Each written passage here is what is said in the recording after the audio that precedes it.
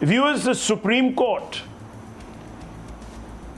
has called upon the government to scrap Section 124A or the sedition law so that the executive can no longer persecute dissidents. Democratic values need to be upheld, and in a country as free as India, colonial laws that were brought upon the books into the IPC to prosecute Indians defending the right to self-determination under the British have no place in our country. The Chief Justice of India has given the government till the end of the month to come out with a considered response on whether it will assist it in doing away with a law that he believes, the Chief Justice of India believes, is stale. The BJP on this channel has said that they are against doing away with the sedition law in its entirety, that they are willing for the Supreme Court to evolve guidelines to check against its misuse.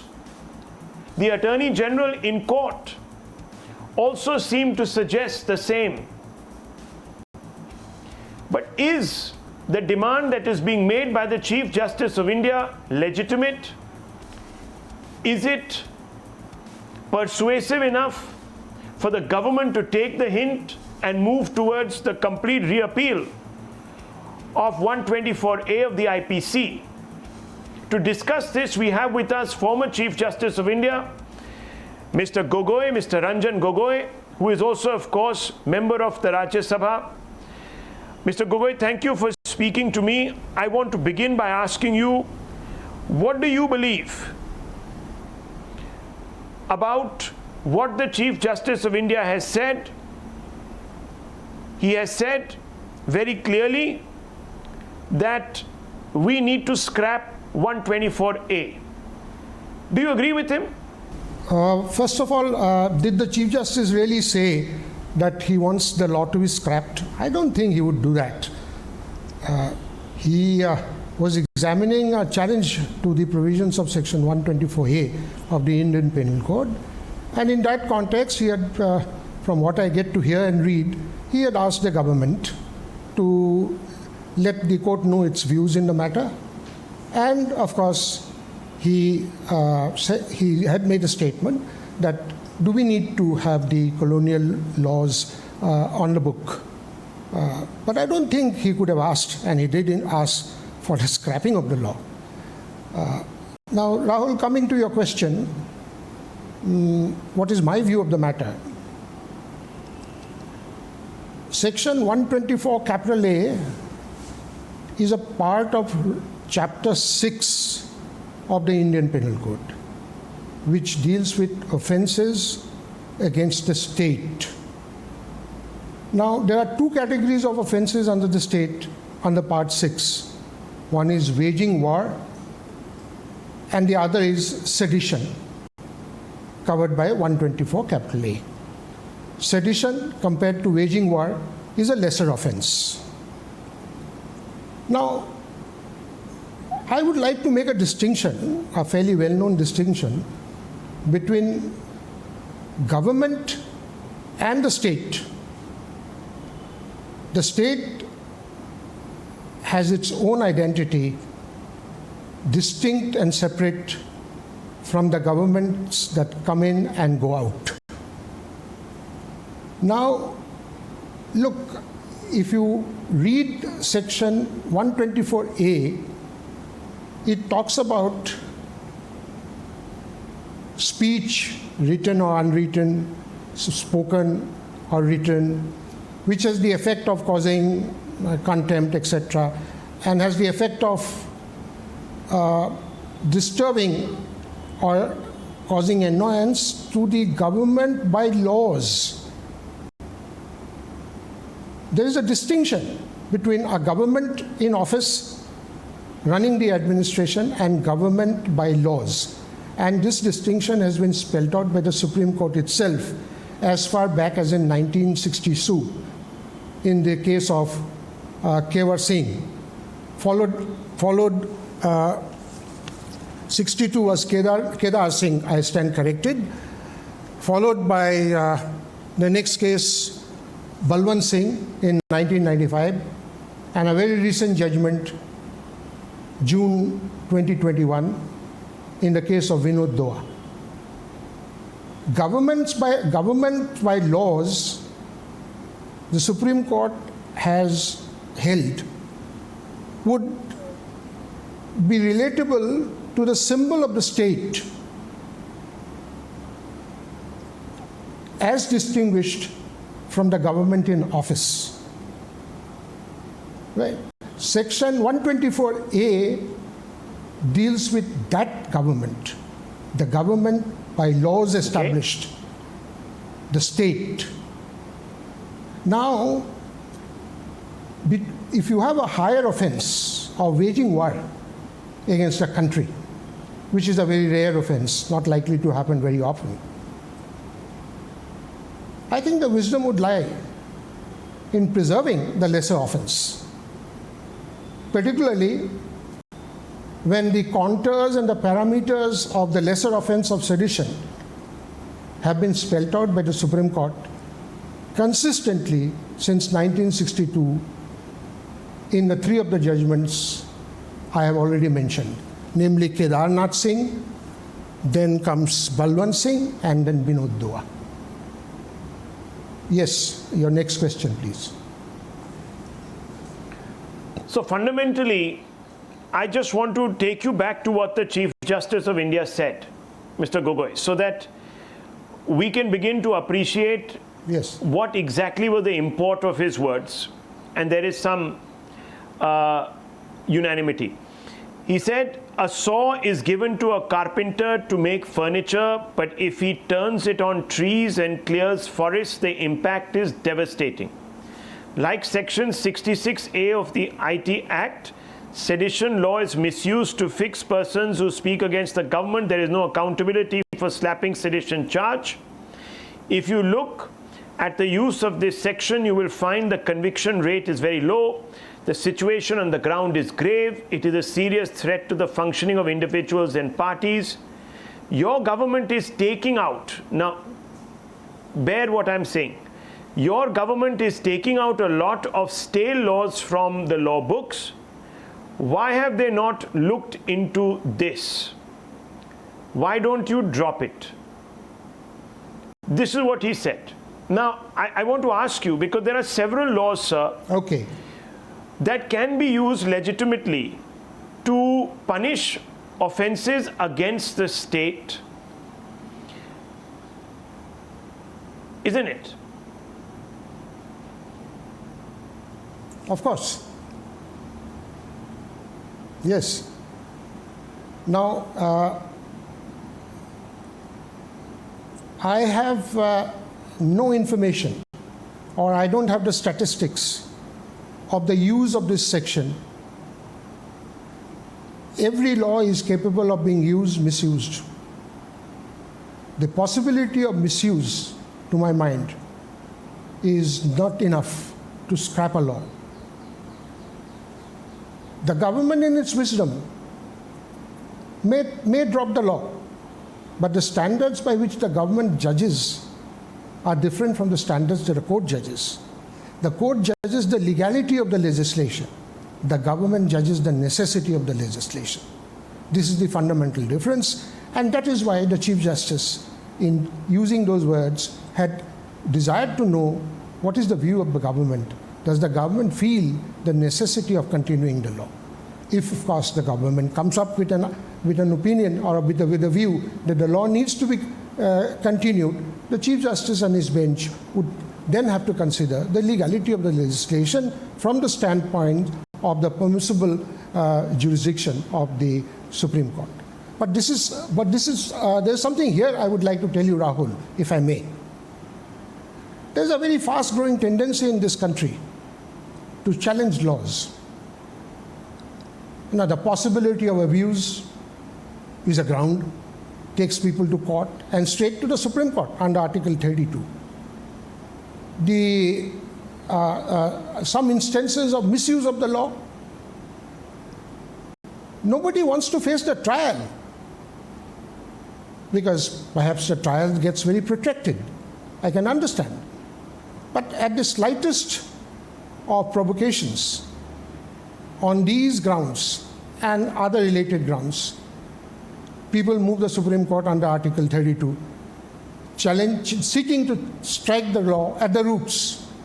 The criminality of the action or the correctness of the allegations of the criminal action never get tested. What gets tested is the validity of the law. To my mind, I do not consider that to be a very healthy practice. If there is a particular case or allegations resulting in a criminal action, let it be judged according to the normal laws. Why do the laws have to be challenged? Yes, Rahul. So in this case, Mr. Gogoi, let me just be very clear so we understand each other. You're saying that while you don't have recourse to the conviction rate, you cannot pronounce a judgment on whether this particular law is being misused. Are you saying that, number one? So you differ with the interpretation of the Chief Justice of India that this particular law is being misused? No. Okay. What are you saying exactly? Do you believe the law is misused? No, what I am saying, let me make, if the law is misused, there are ways and means of remedying the situation, then putting up a challenge to the validity of the law. The validity of the law is a very serious matter. And it is an out of the ordinary matter which should be resorted to in the last instance, not as a matter of course. If there is a misuse of the law, Mr. Gogoi, if a wrongful criminal action is brought, yes, a wrongful criminal action has ways and means of it being tested, not necessarily by recourse to a challenge to the legitimacy of the law. Okay, so what Mr. Gogoi is saying, viewers, is that let's not throw the baby out with the bathwater. Let's not scrap the law. Certainly address the issue of misuse by looking at the body of the law and perhaps evolving guidelines. Am I wrong, sir? I think that's what you're trying to say here. Yeah, more or less roughly that is what I have in mind. Now, Justice Gogoi, let me ask you this. The law against sedition has been used against dissenters or those who have been at some sort of a loggerheads with the state, with the government really at the center. And let me also say, at the state level, and I'm just saying that it is BJP ruled governments at the state level, but also opposition ruled governments at the state level, and they've also been cavalier in applying the sedition law to try and quell dissent. Now, do you agree, therefore, that this law has had a chilling effect on free speech? This is a direct question to you, sir. See, the abuse of the law is always a possibility. Now, if the Supreme Court time and again has said bona fide criticism of a government or governmental functioning or governmental policy is not sedition. You need something more than that. The Supreme Court has said the speech must have the tendency of creating public disorder. Mind you, public disorder. Now, if this is the law declared by the Supreme Court on the contours and parameters of the law of sedition, and the government of the day chooses to ignore that law, the government is wrong. For that, will you throw out the law? To my mind, the answer is no. So far as a chilling effect on free speech is concerned, if the law declared by the Supreme Court is that it does not prevent a citizen, nothing prevents a citizen from criticizing the government, the governmental policy and the governmental functions. Any abridgment of that free speech is a wrongful action. Once again, for that, you don't throw out the law. You enforce the law in the manner it should be done. That, to my mind, is a solution. And that is why, perhaps, the Attorney General, from what I get to hear and read, has suggested to the court that let me come back to the court with some broad framework within which guidelines can be laid down. Now, here again, to my mind, the guidelines are very clearly spelled out. From 1962, 1995, 2021, Vinod Dua. Go through the judgments, the guidelines are very clear. Criticism of government is not sedition. There is a Lakshman Rekha. You need something more than that. Your speech must have the effect of inciting people to overthrow a government. That is sedition. So, Mr. Gogoi, now this is very interesting. I agree with you. Yes, of course, one should be careful about moving to repeal laws. But if you say that guidelines already exist and they've been well spelled out, not in one but two or three precedent-setting judgments, then why, in fact, have a review at all? Have a move to repeal this at all? Why is the Chief Justice of India even entertaining these PILs? Would that not be a legitimate question? See, that will be a legitimate question, undoubtedly, to which, as a disciplined soldier, I would refrain from answering, because the matter is sub judice. Why the Chief Justice has said it, I am sure he has good reasons. I can only tell you what are the contours of his power. The court has to and can only decide the legality of the law, not the necessity. And legality of the law is decided within well-known parameters. Power to make the law, whether it is in breach of fundamental rights. But you're saying that those parameters already exist to guarantee fundamental rights of the citizenry. So you are saying that those parameters already exist, which would, one could assume, obviate the need, therefore, for a relook. Well, Rahul, you know, I don't read newspapers. But from what little I could gather, the crux of the petition is that 1962, Kedar Nath Singh, that's a Constitution Bench judgment, okay?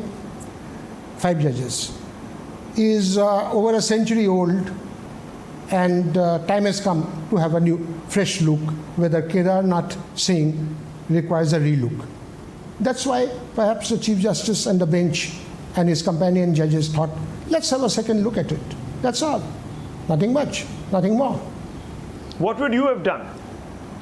Mr. Gogoi, what would you have done had such a petition landed on your table? Would you have? That would be speculation. That would be very, very speculative. That would be perhaps I don't know. Okay, so let me then ask you, not a speculative question at all. Does Ranjan Gogoi believe that the answer would be law needs to be relooked?